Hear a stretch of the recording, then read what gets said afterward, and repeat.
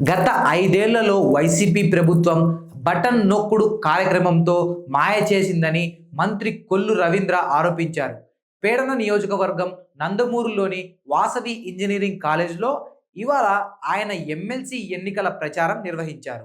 ఈ సందర్భంగా రవీంద్ర మాట్లాడుతూ ఏ పాలకుడు చేయని విధ్వంసాన్ని జగన్ చేశాడన్నారు. బటన్ నొక్కుతున్నానని చెబుతూ పరిశ్రమల్ని తరిమేశాడని ఆరోపించారు. వేలాది మంది రైతుల్ని ఒప్పించి చేపట్టిన అమరావతి నిర్మాణాన్ని గాలికి వదిలేశారని మండిపడ్డారు.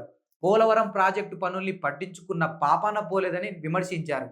వీటన్నిటిని గమనించిన ప్రజలు కూటమి ప్రభుత్వాన్ని ఏర్పాటు చేసుకున్నారని తెలిపారు.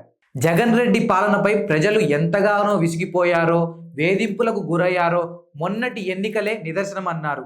సోషల్ మీడియాలో పోస్ట్ పెడితే అరెస్టు, కాలేజీ ఫీజులు అడిగితే బ్లాక్ లిస్టు, ఇలా ఎన్నో వేధింపులు, అరాచకాల నుంచి విముక్తి చెంది కూటమి ప్రభుత్వంలో స్వేచ్ఛగా ఉన్నామని చెప్పారు.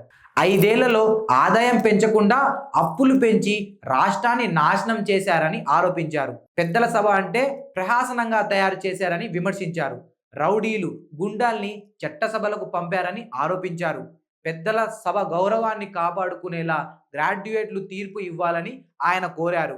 కార్యక్రమంలో ఆర్టీసీ చైర్మన్ కొనకళ్ళ నారాయణరావు గారు, పెడన ఎమ్మెల్యే కాగి కృష్ణప్రసాద్ గారు, మచిలీపట్నం పెడన జనసేన ఇన్ఛార్జి బండి రామకృష్ణ, సురేష్ తదితరులు పాల్గొన్నారు.